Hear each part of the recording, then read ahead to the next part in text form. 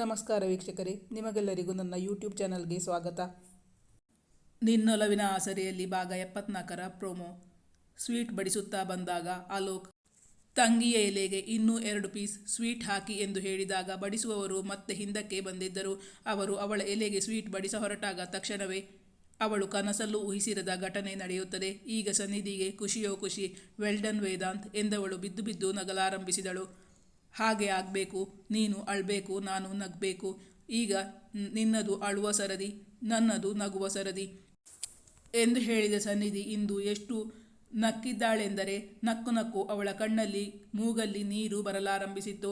ಅವಳ ಈ ಮುಕ್ತವಾದ ನಗು ಕಂಡು ವೇದಾಂತ್ ಯಾವುದೋ ಅಪೂರ್ವ ದೃಶ್ಯವನ್ನು ನೋಡುವಂತೆ ಅವಳನ್ನೇ ನೋಡುತ್ತಿದ್ದ. ಸಾನು, ನೀನು ನಕ್ಕರೆ ತುಂಬ ಚೆನ್ನಾಗಿ ಕಾಣಿಸ್ತೀಯಾ. ಅವಳ ಈ ನಗುವಿಗೆ ಅವನೇ ಕಾರಣನಾಗಿದ್ದನಲ್ಲ, ಅದಕ್ಕೆ ಅವನಿಗೂ ಖುಷಿಯಾಯಿತು. ವೆಲ್ ಡನ್ ವೇದಾಂತ್ ಎಂದು ಉದ್ಗರಿಸಿದ್ದಳು ಸನ್ನಿಧಿ.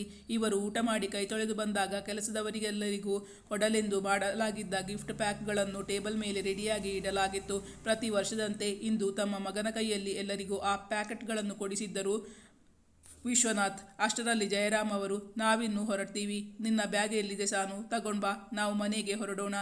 ಸನ್ನಿಧಿಯನ್ನು ಇಂದು ತಮ್ಮ ಮನೆಯಿಂದ ಕಳಿಸಲು ವೇದಾಂತ್ಗೆ ಮನಸ್ಸೇ ಇರಲಿಲ್ಲ. ಆದರೆ ಅವಳನ್ನು ಇಂದು ಇಲ್ಲಿ ಉಳಿಸಿಕೊಳ್ಳಲು ಯಾವ ಕಾರಣವೂ ಇರಲಿಲ್ಲ. ಅವಳು ತನ್ನ ಬ್ಯಾಗ್ ತೆಗೆದುಕೊಳ್ಳಲೆಂದು ರೂಮ್ಗೆ ಹೋದಾಗ ಸಮಯ ಸಾಧಿಸಿ ವೇದಾಂತ್ ಕೂಡ ಅವಳನ್ನು ಹಿಂಬಾಲಿಸಿಕೊಂಡು ಬಂದಿದ್ದ.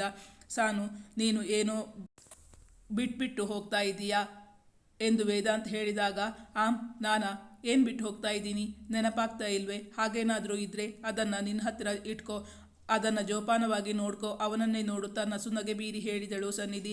ಶಾಸ್ತ್ರಿಗಳಿಗೆ ಮಕ್ಕಳಿಬ್ಬರ ಜಾತಕ ತೋರಿಸಲು ಹೋಗಿದ್ದ ವಿಶ್ವನಾಥ್ ಅವರಿಗೆ ಶಾಸ್ತ್ರಿಗಳ ಉತ್ತರ ಕೇಳಿ ತುಂಬ ಸಂತೋಷವಾಗಿತ್ತು. ಹಾಗಾದರೆ ಶಾಸ್ತ್ರಿಗಳ ಉತ್ತರ ಎಸ್ ಆಗಿತ್ತಾ ಅಥವಾ ನೋ ಎಂದಾಗಿತ್ತಾ?